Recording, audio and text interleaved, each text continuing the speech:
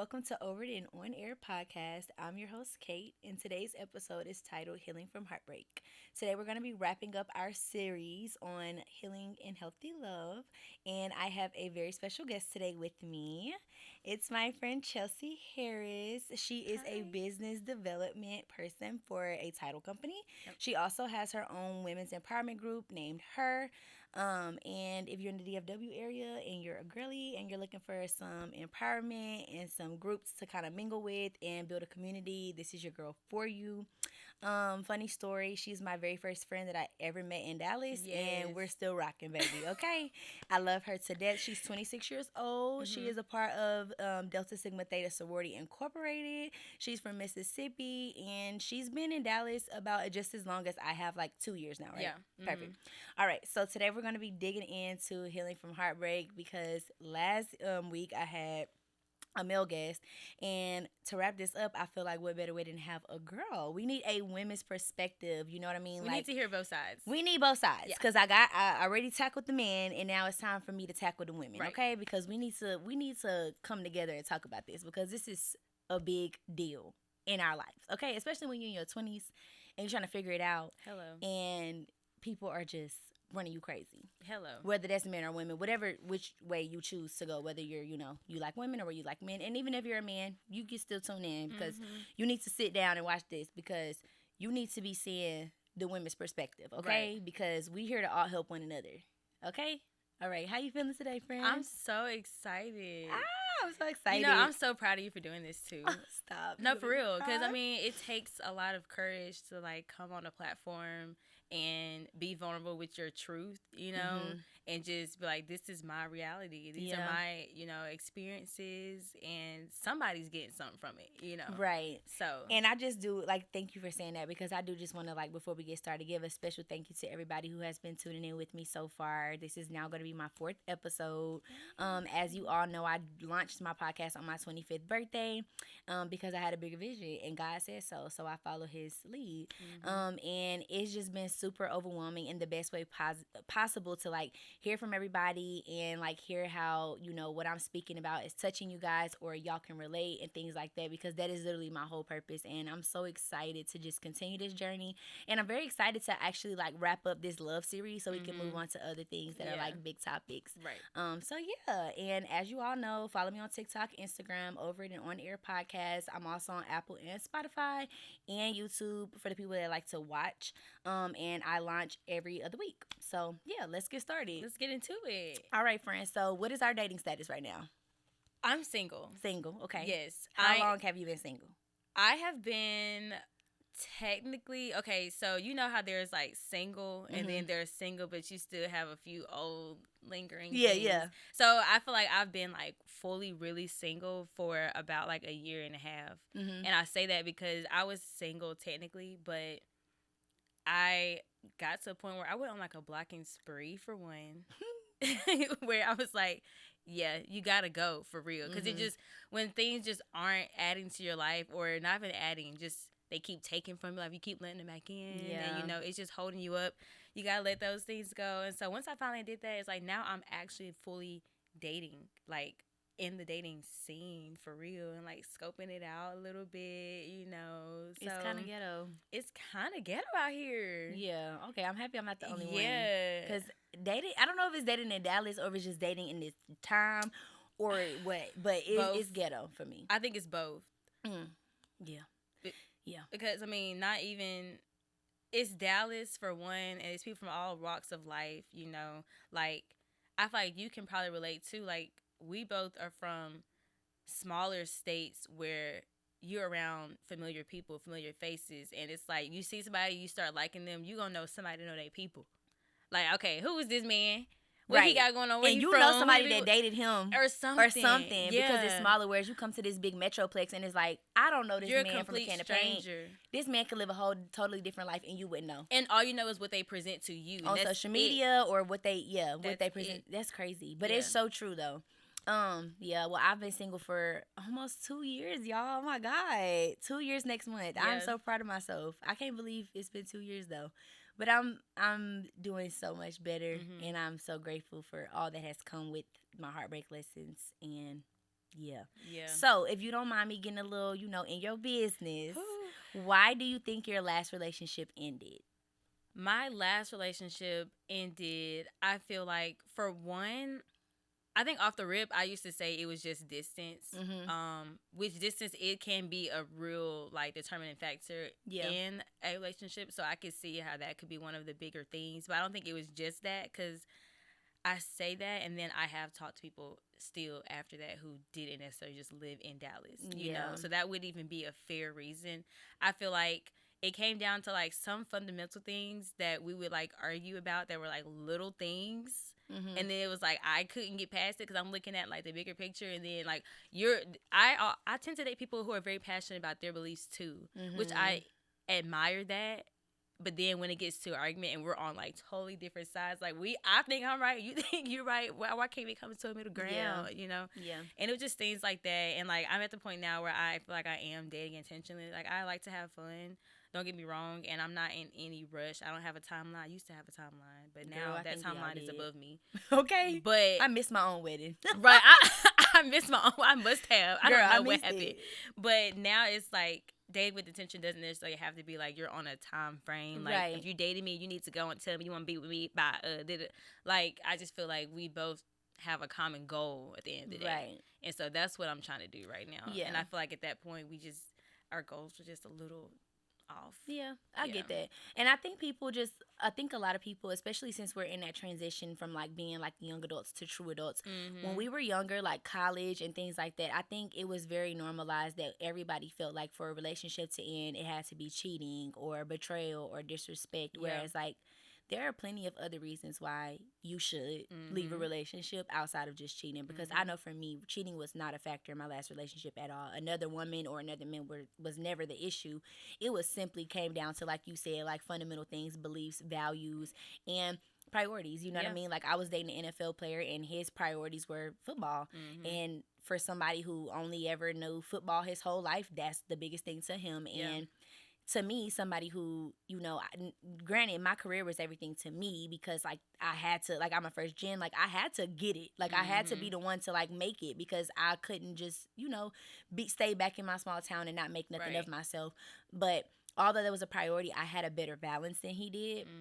And so I felt like I would find myself prioritizing his wants and his needs, and he was never prioritizing mine. You know what I mean? It's like, yes, I understand the NFL is a big thing. Football it is serious, and that's big to you because that's all you know. That is your Right. life, and you're on a different platform. But for me, it's like if I can balance being a nursing student, traveling to you, doing all of these things, and I can still make time to be a present girlfriend, be a good girlfriend at that, be supportive, and still be present in my own life with my friends and my family, then like I feel like I need a man with balance. Right. So that was just like, what it really came down to. And it just came down to priorities and also love languages and things like Yeah. that. I can't be with somebody who cannot communicate. I love to talk. And outside of me loving to talk, I love to communicate my feelings and articulate how I feel, why I feel the way I feel. And so to be with somebody that is super shut down or just like nonchalant, they're just not, baby, if you're nonchalant, you're not for me, period.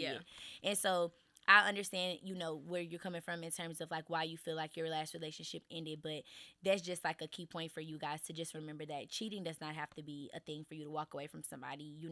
Disrespect does not have to be the only reason why you walk away from somebody. If you just simply don't believe in some of the things that they believe in, or if your priorities are different and y'all cannot get to a common ground, that's a good enough reason to leave. Because someone being loyal to you is the bare minimum. That's like being a good person. That means you're not trustworthy in general. So Literally. like people so long will stay in relationships because, oh well, he hasn't cheated on me. He's nice to me and this, that, and third. But like that doesn't mean that's your person. That's what people are supposed to do to people that they claim to love. Yeah. So that doesn't have to be your all be all end all just because they're a good person to you, and that's okay. And like it's kind of funny you said that too, because I was just having a conversation with my mom night before last for like 2 hours, and we got on the topic of relationships, of course. And she was just kind of, I'll tell her about like guys that I'm seeing, you know, and my mom has seen me through lots of relationships, the ones where I was head over heels and the ones that just went straight to the dust. And so she can like see things in me that I don't see off the rip, know. And she was like, well, the way you've been talking about so and so, it just doesn't. You don't sound like as excited about them as you were about so and so. And it's like, well, dang. I'm like, Mom, I thought I liked him. She's like, well, maybe you do like him. Like, the things you were saying, like, okay, he's nice to you. He hasn't cheated. And Right. those are things that, like, he should be doing anyway. Right. As a person that's even in the running. I'm so glad you say that. So because I feel like certain things are very much bare minimum. So what are some things that you feel are very bare minimum, things that men should automatically give women as bare minimum, but that women get over the like top excited for? I think even just like someone that says they want to date you and doing things to like court you, like taking you out or like opening your doors, bringing you flowers. Excited, girl. I'm not gonna lie, I would get so excited, and not even just that. I feel like you mentioned communication as being one of the main things that's important to you. Yeah. Those are things that at this age, if you can't communicate, you don't need to be dating. Period. Like those are things that you should come equipped with. Yes, but even though I know that, I think we talked about this recently. Like when we meet somebody that openly communicates, I don't know about you, but for me, I'd be like, wait, man. I'm like, girl, he's talking. This was talking. He talk. Nurse, he's okay. He's okay. No, literally. But that's something that you should be able to find. You would think you'd be able to find it so easily at this adult age where we've all been through so many things. Like you should be able to communicate your feelings. But obviously people grow up in different households, have different backgrounds, and have different reasons for not wanting to. But I know me, like that's something that I do value a lot. And even when I get it, I think it's so big, even though that's something that I should just be getting anyway. But usually I'm used to being with men who didn't want to communicate their feelings. Exactly. Or if I communicated my feelings, they tried to make it seem like I was being aggressive. Yes. Or you're making it seem like I'm doing this, that, and the third. It's like, well, no, you're not doing that. But I feel like because this came up, we should talk about it so we don't get to that point. Right. They make it seem like you're just doing a lot. And so when you meet a man who opens the conversation for you, it's like, wow. Like, you can talk. Where did you come from? This one talks. This one talks, y'all. He talks. Where do we buy him? Yeah. No, but yeah, girl, because I feel like even like flowers, that's bare minimum, y'all. Flowers are bare minimum. Flowers don't take much at all. Girl, you going in the store to get some deodorant anyway. Kroger got $5 flowers. Yes. Why are you not buying your girl flowers? I don't understand it. A man will never be able to make an excuse for not buying me flowers. That's one thing he can't do. Because as many times as we have to go in the store, it don't take no thought. You could actually forget about it. You see it on the way to checkout. Grab it, $5, $8. You're going to spend that on some chicken nuggets anyway. Exactly. I don't understand that. Okay, flowers, opening the door, bare minimum communication, respect, planning a date. Those are things that women, unfortunately, should not be over the top flattered for. We should not be allowing those small things to get us so head over heels over a man because those things are supposed to be bare minimum. Right. Because what we do is we allow those small things, because they're so scarce these days, even though they should be bare minimum, we allow those things to become so big that we allow those things to blind us in the moments from the other things, exactly, that a man, where he lacks, or the things that he should actually have that he doesn't have. Because we're like, oh my God, but he don't let me touch a door. Oh, but he buy me he should have let you touch a door. I don't open the door. We gonna both be sitting there waiting. Exactly. We looking at each other. I'm not opening nothing. Exactly. Like, those things should just be bare minimum things. Like, yes, I think we should appreciate them. I don't think that we should just say like, oh yeah, that's nothing. No. We should acknowledge those things. But as far as us being like overly excited, that should just get them in the running. Because that's what they should be doing if they actually want you. And that's why I don't mean to like you saying, undermine it. Like, I feel like that does. Men with intention will do those things, and that should, like I said, put him in the running. But that don't mean that he needs to be, that's the one. Like, no. You're doing this, like, you deserve that. And we as women have, I hate when, kind of, not saying we just lowered our standards. I don't think that's even the word I want to use. I think that because a lot of women desire partnerships and romance so much that we have started to compromise some of those things to where it seems like we lowered our standards. Not even that. We still want those things too. But because we want relationships so bad, we've compromised so much that when we do get that, it's like, oh, okay, finally, this is the one I wanted. Right. But no, that should put them in the running. Exactly. And I agree with you wholeheartedly. And that's something else that I feel like when we were younger, I don't know why, but I feel like we were so much more strict when we were younger. Yeah. Like, we wouldn't let nothing fly when we were younger. And maybe that's because we didn't feel, rushed, or we didn't feel like the pressure was on us to get married and to have a family. Whereas, like, because I always reflected, I'm like, yo, why are we at our big age allowing men to do the things that they do, or allowing women to do the things that they do? Like, why are we just letting anything go and anything fly? Like, and Yep. that should not be how it is. But I think the problem is that we're at the age now where we're in our mid 20s or, upper 20s, where we're desiring the family, we're desiring the partnership, we're desiring the relationship, the marriage,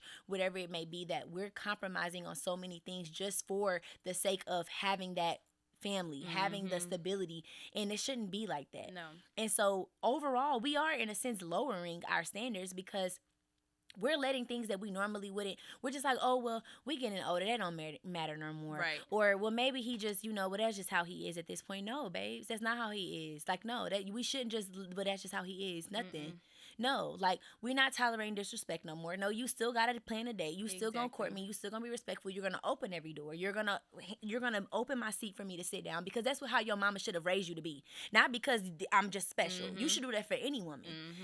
And that's the problem. Yep. And so then when men start to see, okay, well, women they not really caring about it. They just want somebody that's going to pay the bills, that's going to come home, be able to put some curtains up, be a little intimate here and there, and I'm good. That's all you're going to do. No, babes. Not for me. Mm-mm. I don't care if you could put that curtain up. Can you pray for me? No, for real. Can you pray for me? Can you lead this family? I don't care about you being able to put no dresser together, baby. We could both read the directions together. I don't care about that. And that's why we all love us a handyman. Yeah. But come on. Because those are fundamental things, too, where it's like, if I'm trusting you to do this between us, I need to be able to trust you to do this when we have a family, because you are going to be the head of the household somewhere. They're going to be looking at you. Like you said, can you pray for me when I'm feeling down and out, when I'm feeling discouraged?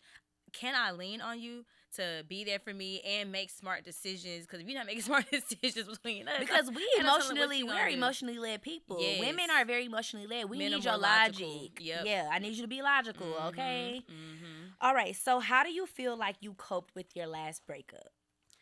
Girl, my last breakup, I feel like in the moment, I was sick. And I don't mean like just sad. Like, no, I know. I saddened myself into physical sickness. Like, I have never felt that way so bad. Like, it would be times where I couldn't even go out to restaurants anymore because I would throw up the food as soon as I got home. Like, I couldn't even have a conversation with a man because I'm like, I'm finna throw up right here talking to you. Like, I was like disgusted with myself and with men. And I think, I mean, we all cope in different ways, and it's a painful thing to go through, but I still never, like, I never let myself get too low, I feel like, or even when I did, the desire for love, like, always brought me back, you know? And so it was like, I would be sick for a while, and I'm the type that also likes to isolate myself when I'm sad, because I don't want nobody worried about me. Yeah. You know, I'm okay, don't worry about me. Yeah. And I'll come back when I'm back. I'm Chelsea again, you know?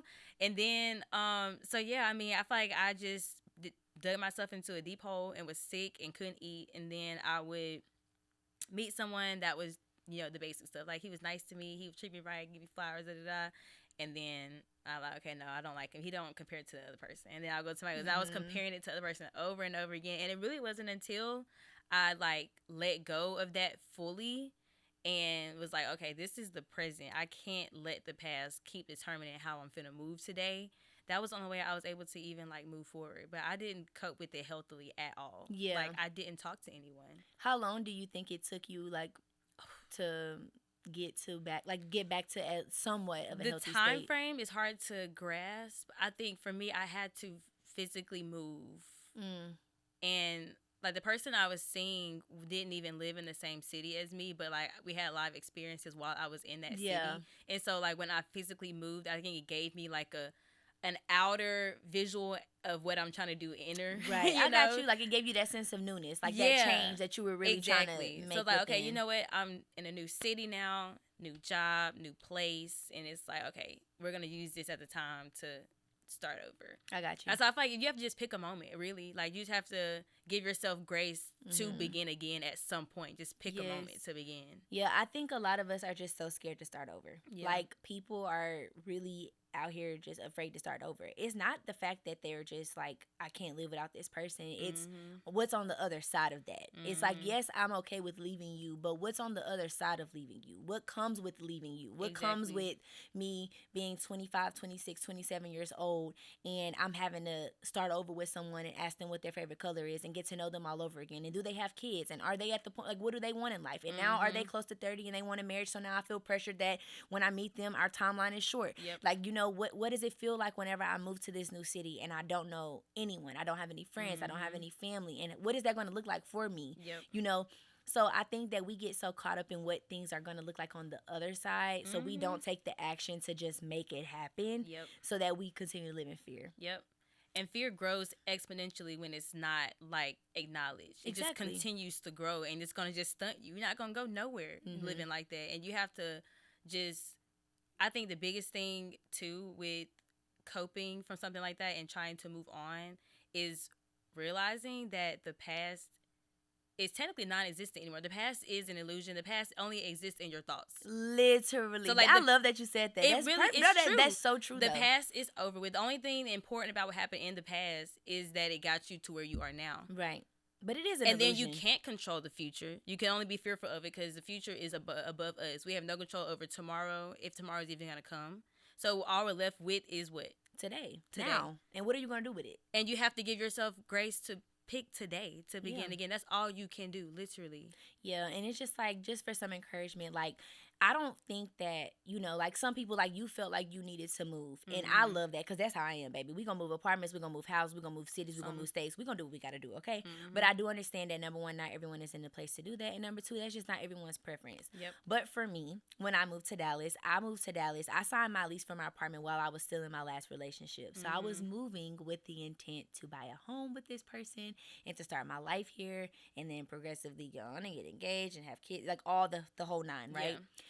So once I moved here and we were broken up and I was heartbroken, I was left for a whole entire year in an apartment in an area that reminded me nothing of him, because he was the person that introduced me to Dallas, that showed me all of these things, which even sparked my interest to move here. So I was stuck with that. But I want to give encouragement to people out there, because I was stuck. I couldn't move. I had signed a lease. I had just started a job. Moving was not the option for me, okay? And I was left to still heal and go through a hard breakup while I was going through also a big major life transition, becoming a nurse, starting a new career. I had no friends or family here. I had literally no one. And it's just something that you have to face. Every day I would go home, I would see the hotel he took me to, and I would see the restaurants. And it was hard. Like, it was so hard, especially like when you already feel isolated by force, because you're already here alone. Like, you're not choosing to be, but you just don't have nobody else right now. But I just told myself, Kaylin, you just wake up and you see another day. You wake up and see, and make it your own. You don't have to make everything that was with that person. Stop giving them the power to have ownership of that, to have ownership of that experience, to have ownership of that situation, that place, that area. Stop giving people that power to have that type of power over you. Stop giving them that. No, that hotel is not going to be the hotel that I'm going to look at every time and say, oh, he took me there. No, you no longer have power. You don't have that type of access to me. So no, I'm going to look at it like, wow, look at that beautiful hotel. This is where I stay. I'm so blessed to live in somewhere so nice. Look at this apartment. It's my own. I pay my own bills. Or look at this area. I live in a place with such newness. Take back your power. Take back your ownership. You owe that to yourself. And you know what I did? I stuck that whole year out. And when that year was up, I moved. And I still live in Dallas, but I moved to a different part of Dallas. And it gave me a completely different experience. It didn't feel like I was living where Dallas. Because, Dallas is a big metroplex. So you could be 10 minutes down the road and it's a whole different experience, right? So I told myself I'm going to give myself at least 1 year, a year and some change, to go be closer to the city, go socialize, be young, and give myself a different experience and really move on and heal. And that's exactly what I did. And now I feel like I can move back to where I was and I won't even think about this person because I have created this whole entire situation experience to be my own. I did not give him the power to say, oh, well, now I have this job and I'm stuck where he went. No, this is my job. This is my Mm-hmm. place of living. This is my dream city. This is what God gave me. I'm working and I'm living in my dream. Yep. And you got to take back your power. Yeah, You know what it's I mean? crazy how you can change your perspective, and when you change your perspective, it literally changes the things. Yes. Like it changes what they are to you. Literally. Because that's essentially what you're doing. If you're letting an experience with someone, a past relationship, a past person, even a past thing they did to you, or a past mistake that you did, something that you did wrong to them, if you're letting that dictate how different places relate to you in your life and how you move around them and try to avoid them, you all you're doing is giving them full control, and they're not even around no more. It's the past, and Yeah. they still doing whatever they doing, and You you living have in misery. yeah, you owe that to yourself to take back ownership of your present and your future, because at the end of the day, you're the only one that has to continue with your life every single day. And if you're giving them control of it, like you're just limiting yourself and just continuing to block your blessings for real. Yeah. And then I just think that we just like we get so caught up in our head. Like you said, like the past is literally an illusion. It's only what lives in our head. Yep. And we truly get so caught up there that we get stuck there. Mhm. And it's like I feel like people don't understand the power that we have like over our thoughts. Like you know what I mean? Like it seems like it's impossible, but the power You that really we do. have to really just regain back our dignity and our power to Mhm. say, you know what, I'm no longer letting this have power over Yeah. me. I will move on. Yep. Or I will go to therapy or whatever you know you feel like you need to do to heal, but like we just get so stuck. Yeah. It can be little things. It can be like, oh, okay, I was at a restaurant and the waiter was rude to me. I can either be like, well, dang, like what did I do wrong that made them do that to me? Now I'm looking at myself and like, did I come at her wrong? Am I dressed not for the place? Like you're looking at Right. yourself, or you be like, you know what, they having a bad day. That's on them. Don't got nothing to do with me. That had nothing to do with me, because you are worthy of everything good. Exactly. And even your mistakes, things that I think we hold ourselves to such a high standard to when we make mistakes, but that doesn't make you a bad person. That doesn't make you unlovable. That just makes you human. Literally. We do. We are very hard on ourselves to the point where we don't give ourselves enough grace. And I'm not saying be free willy-nilly with the grace now. You know, Right. have your boundaries and know when to be disciplined with yourself. But at the same time, like we're so hard on ourselves that we feel like the things that we tolerate are the things that come our way we deserve. Yeah. Because of things that we may have done or things we may have put out there, or just because we just feel like we're just not worthy of them, because maybe we're just so used to bad things happening to us that we feel like, well, maybe I deserve all the bad Right. things because nothing good ever happened. Or maybe you made a mistake and now you feel like everything is your karma and this is just you supposed to tolerate that. But no, we're all worthy of it, because my thing is, if God could wake us up every day and say all we have to do is ask for forgiveness and we're forgiven, why are we still we don't more believe detrimental it. than God is to us. We don't believe it. Like like my thing is, if I could literally say, God, please forgive me right now for all the bad things that I've done, and He forgives me, and He literally in the Word it literally says that He keeps no record of wrongdoing. Like it is gone. It's a new day. It's a new slate. And we're literally punishing ourselves more than we need to be punished, and God not even punishing us. So why are you holding on to it? Exactly. God not even holding on to your past. Exactly. He not holding on to that mistake you made. He not holding on to the way that you talked to that person, or maybe the one time that you did something wrong to them. He let that go, and He giving you grace, and here you are still holding it over your own head. All He wants us to do is just move in love today. So like you choose today to do the next best thing, to do the next right thing. Try again. And we just don't give ourselves that kind of grace. We don't. But it's like we extend that grace to everybody else. It's like I'm hard on myself, but I'm telling my friends, like, give yourself grace, like, and da-da-da. And I'm giving advice that I can't take, because here I am never giving myself grace, because I always feel like I need to be doing better, or I could be doing better, or I should have done better, and so on and so forth. But I can give grace to everybody else. It's crazy. It's crazy. Okay, so in terms of healthy relationships, how do you feel like you view healthy relationships? Like, what are signs of healthy relationships to you, if you have come across one? Yeah, I feel like a healthy relationship to me, I think it's been misconceived. Like, I think we think, okay, when the perfect relationship is here, it's going to be easy and perfect, and that's how I'll know that this is the right one. And that is so far from the truth, because the only way it can be healthy is if you guys do love each other's flaws, and you find a way to make this, we're a partnership. How can we solve this together? How can we be better together? How can we grow together? And you can't grow.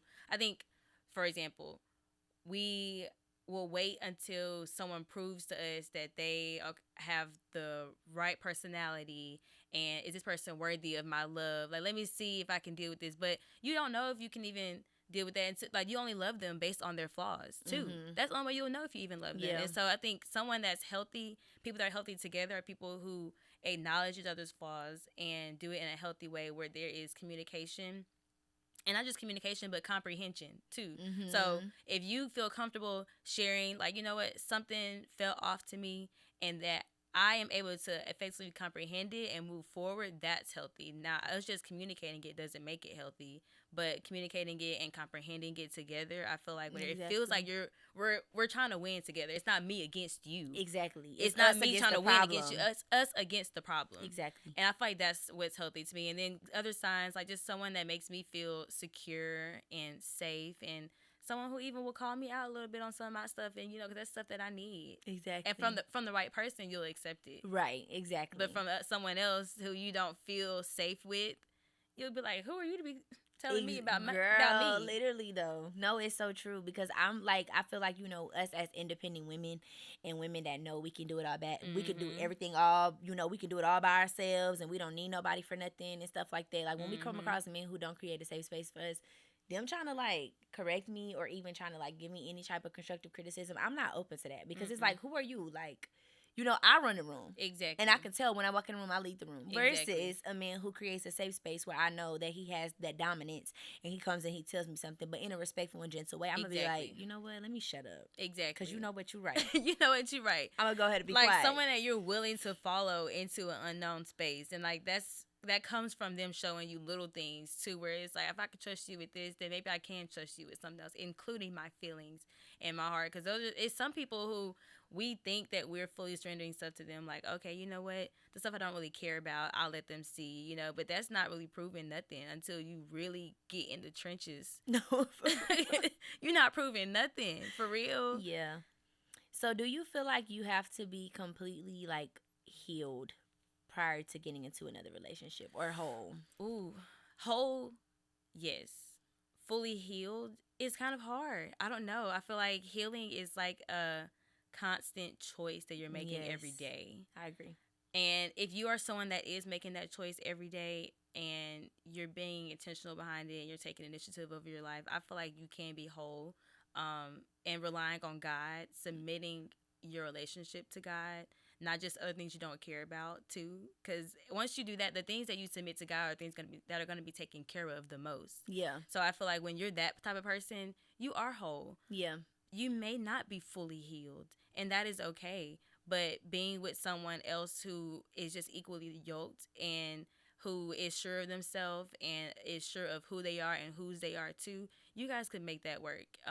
Someone that you share your experiences with, not saying that you need them in order to be a full person, but that you guys both are sure of yourselves and sure of what you're worth, and can take accountability for mistakes you made in the past. That makes a person whole. Yeah. And for you guys to be able to come together and, you know what, let's do life together and share these moments together, I feel like, I don't know if that even answered your question, but No, I feel like, yes, you should be whole, but you may not be fully healed, and that's okay. Yeah, I agree wholeheartedly. I do feel like you shouldn't just get out of a relationship and be completely broken and just trying to jump into the next one, because you haven't even addressed the things that you need to address personally before you get into another relationship. Exactly. However, I do think that healing is something that is not linear, because you may think that you're over a person before you get into your next relationship, and then you get into a healthier relationship, and all of these things start to show up now that you thought you were over and you thought you were healed from, because now there are opportunities for your trauma to present itself. Right. And now they're presenting itself, and you're realizing, oh, now it's I didn't heal real from that. Exactly. So you could feel like, you know what, I'm over him, I'm done, I don't have the desire to be with this person anymore, or her, and you might get into your next relationship and feel like, okay, this is all good and dandy, and then conflict may arise. And then when conflict arises, you may shut down. And you shutting down may be a result as to your past relationship, because maybe in your last relationship you weren't heard, so all you knew to do was to shut down. Whereas in this relationship, maybe your partner wants to communicate with you, and they have the desire to be open with you. And you're not doing that because you're not in a place where you can even see your trauma. But now you're in a place where, okay, I'm in this healthy relationship, and I thought I healed from that, but guess what? I'm not healed.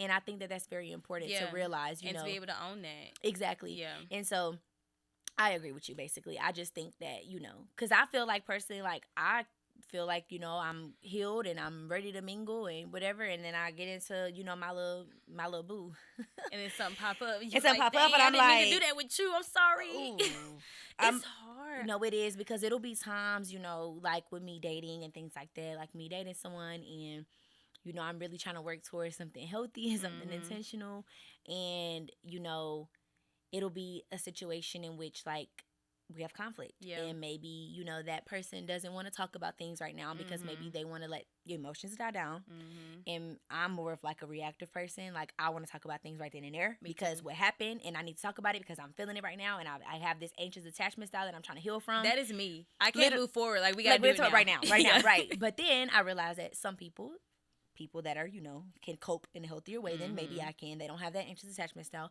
Maybe they may feel like, yes, I feel this way, but I don't want to talk about it right now because I don't want to react. I don't want to be a reactive person. And I feel like, no, I want to talk about it right now. Right. But that's my trauma coming up because I feel like I want to talk about it right now because I was always left to feel like I was uncertain. And where do we stand? And are we okay? Because in conflict, I'm automatically ready to run and hide and protect myself. Okay, I got to cut you off because I'm not going to get hurt. Whereas in this situation, it's like, okay, cool. Well, then I've had situations where he'll be like, we're good and we're okay and we're going to talk about it. And I don't think of you any differently. But right now, I just want to take some time. And I think that you also need time to process your emotions because although you feel like you're ready to talk about it right now, you're very emotional. And I think you should take some time to let those emotions die down, think a little more logically, and we will come together and talk about it. And baby, check me. Who Clocked it. clocked my tea? Because I was like, huh? People do this, right? Because you just get so used to like dealing with people who just shut down on you or just don't want to talk. That's the difference. He's not shutting down. He's aware of it. Y'all are both aware of what's going on, and he has given you an idea of what's to come. Like he told you how he feels right now, and he told you what he wants to do moving forward. Some people don't do that, and that's where that response comes in, and I can relate to you with that. Where I know I feel away right now, and I just feel so unseen and unheard, and I can't even move forward with you until I feel like you understand what I'm trying to say. Oh my God, so true. Yes. We right here. Yeah.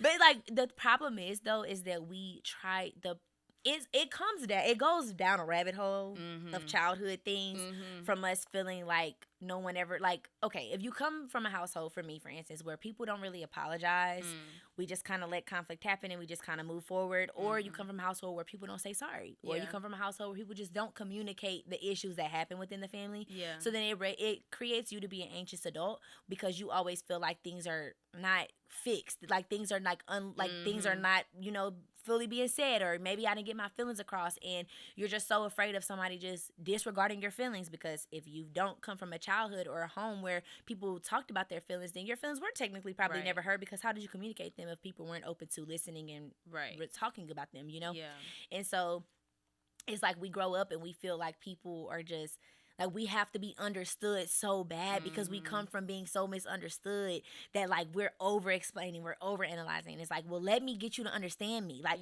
okay, if you don't understand, okay, well, let me write it out this way. Let me say it another way. Because you have to understand me. And I was literally having a conversation with somebody yesterday about this, and I was like, I struggle with that even in my friendships. Like, even if something happens and it's like, well, we have some conflict, or maybe we didn't see eye to eye, or maybe, something happened and I didn't even know I offended you, or vice versa. I feel like I have to go through hoops for you to understand that that was not my intention. That that's not what I meant, because I truly have good intention behind it. Or if, sometimes I'm like, okay, well, you don't understand me, so let me help you understand me. Right. But I'm in therapy also. And my therapist, we're working on it. But our yes means yes, our no means no, and our reason is our reason. Yep.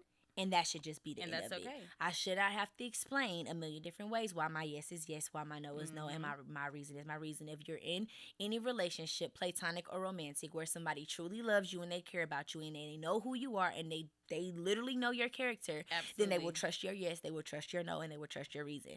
But for us always feeling like we have to over-explain things, it only feeds our anxiety. Yep. Continuing to do it don't help us. We think it's helping us because we're like, oh, they get me, they understood me. Nothing. But it only feeds your anxiety because you do it and you're like, oh, I did it and they understood me, so now I'm gonna do it again so they can understand me, and I'm gonna do it for the next person, they can understand me. But it's only feeding it. It's not you're not coming to a healthy like resolution, if that makes sense, you know? Yeah. So I have a question for you too. Yeah. I feel like sometimes it's hard to know when, okay, right now I'm in a season where I can't be with someone because I'm still healing from my past traumas. Mm-hmm. Or, okay, now, yes, I'm ready to date again and I'm healed. How do you know when you are ready to date in something else? You don't want to wait too long to where you feel like you're being fearful Mm-hmm. or blocking your blessings. Mm-hmm. But then you don't want to jump into anything too soon to where you really weren't ready for that either. Yeah. What do you feel like? How do you know when you're ready to do that? So me personally, I feel like number one, the first thing is like heartbreak, right? We go through our heartbreak and we feel that. When you still in that era of like not being able to eat or sleep and you still like this person is occupying your brain space the entire day, you're not in the place to date, first of all, Absolutely period. not.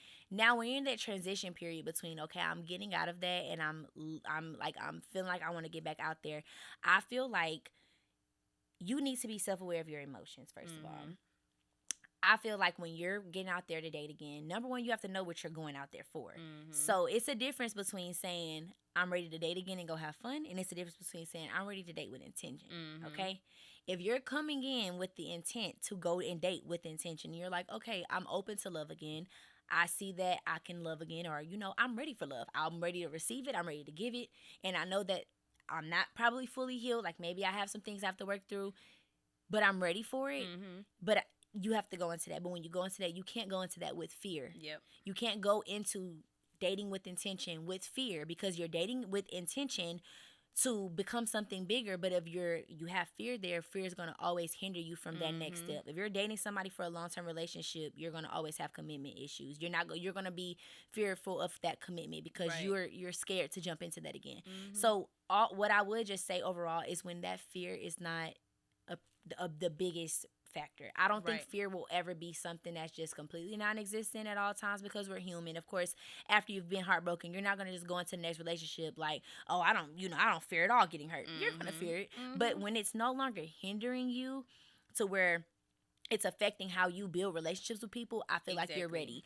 I feel like also when you're ready to give love, you have to also, you can't go into things ready to just be like, oh, what am I going to get out of it? How is this person going to love me? What are they going to do to me? How are they going to add to me? But when you're also in a place where you feel like, I'm ready to give someone love again. Right. No, I don't know how it's going to turn out. I am a little scared, but I won't let the fear hinder me. Exactly. I'm ready.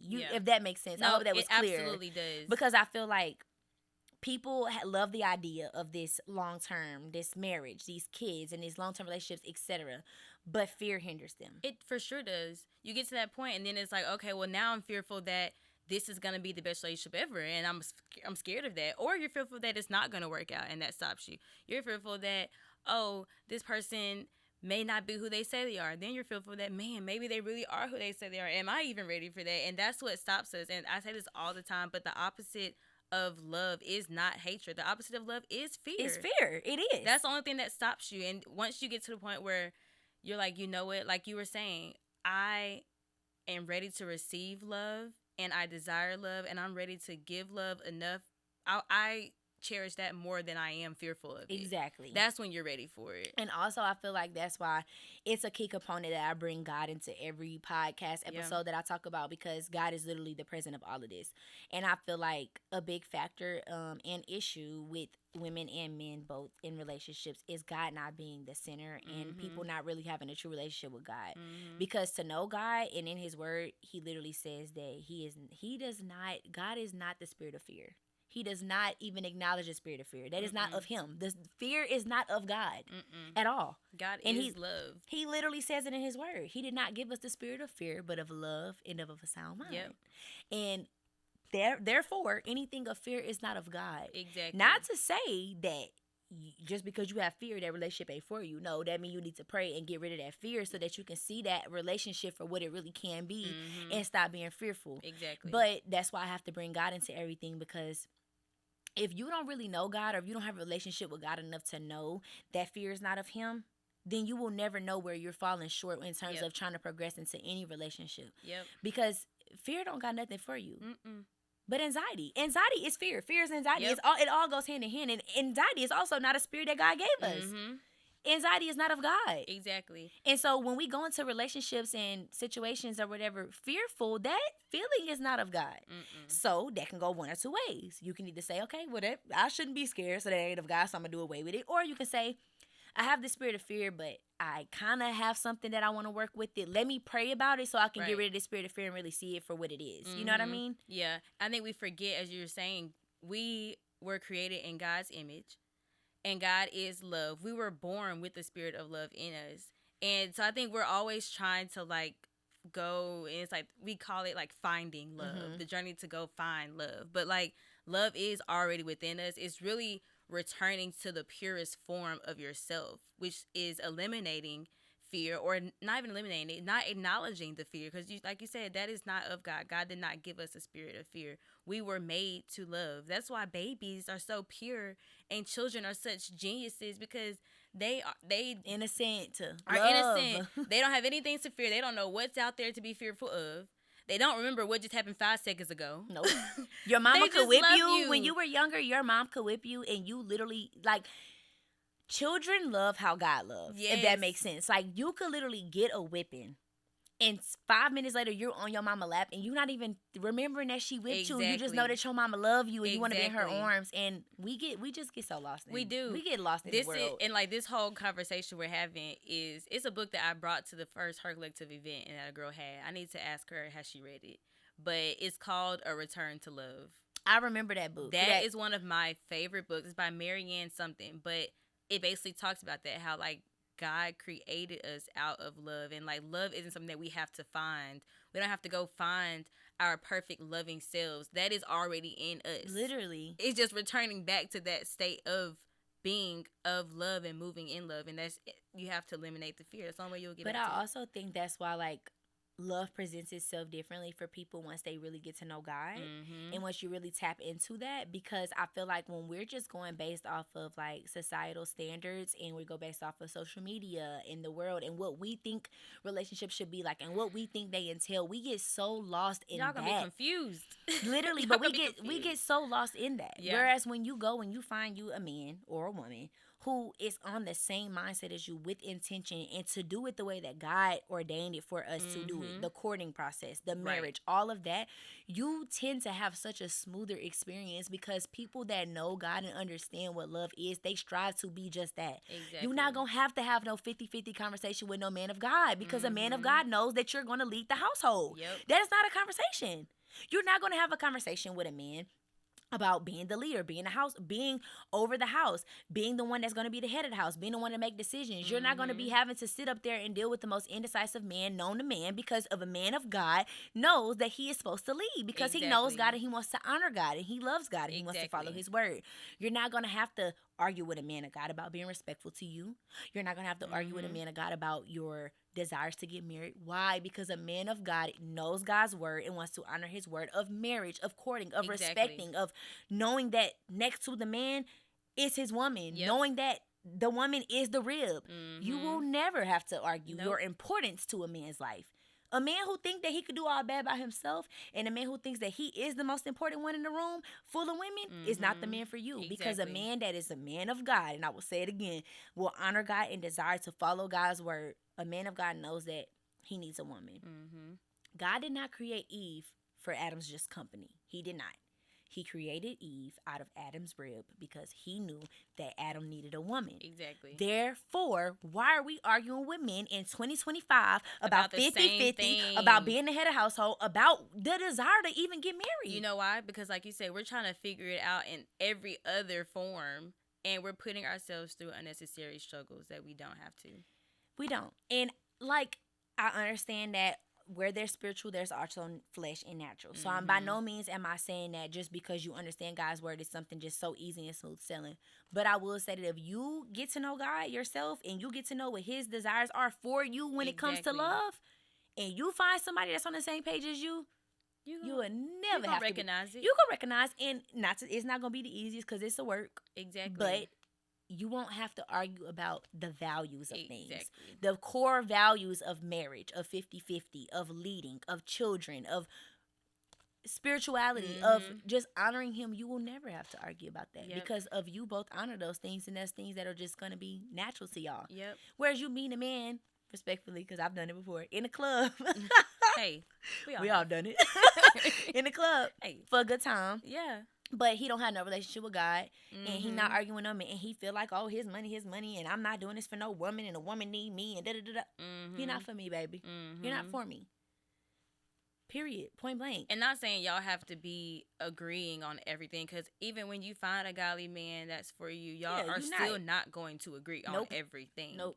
But because he knows that what he has in front of him is a godly woman, and this is a relationship that is centered around God, and y'all are both striving to be closer to God, and everything that you do, you're gonna figure it out in the best way possible regardless, and it's not gonna come with all of that confusion and unnecessary struggles and those arguments that we're still having in 2025 about the same things over and over again. Literally.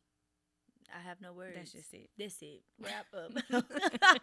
No, but seriously. Okay, so I we are felt coming that to one. wraps. Do you have anything that you would like to add, or any advice that you want to give anybody out there that's dealing with a heartbreak or healing or a new relationship? I would just say my advice is, like I said earlier, it's the same thing. Healing is a constant daily choice. Mm-hmm. Loving someone is a daily choice. And all you have is right now. So if you are continuing to live in the past only exists in your thoughts, and don't let that control you. I feel like you need to use what you have now as a gift. Miracles happen in the present. They don't Mm-hmm. happen in the past. And they Right. can't happen in the future because you don't know what's going to happen. Exactly. So use right now to create your own miracles. That's Mm-hmm. really all you can do. Oh, that's great. Yeah. Well, my piece of advice would just to be give yourself some grace. Healing is not linear. We all have been through heartbreak, and some of us will unfortunately experience it again because that's just life. Mm-hmm. But trust and lean in and really hone in on God's word and what He speaks about in terms of healing and love, so that you know what you deserve, because we all want what God wants for us because that's what's best for us. So just really tap into that, and don't hesitate to put your foot down, set boundaries with people, know your worth, and don't be scared to take the next step. And whatever that means to you, I'll let that mean whatever it is to you. But just don't be afraid. Do not live in fear. And I pray that you all find peace and love and healing in everything that y'all do. And I just want to thank everybody for staying in with me for the past 3 episodes of my love series, as we talked about all the things that are important to us. We will always incorporate this in a lot of our episodes just because it. Girl, me too. Love. Me too. Just because love is just something that is around us, it's in us, so we can't really just ignore it. But yes, I just want to thank Chelsea for coming in with me today and Thank you tuning for in having with us me. for my podcast episode. Just make sure that you subscribe to my YouTube channel if you have not. Just know that I do drop every other week, and Chelsea also hosts Bible studies every other week for her collective. So if you do not follow her, go follow her on Instagram. It's her collective. And tune in. If you don't have to, if you can't be present, if you're in a different state, or if you can't make it, because I have not been able to make it in person so far because of my schedule.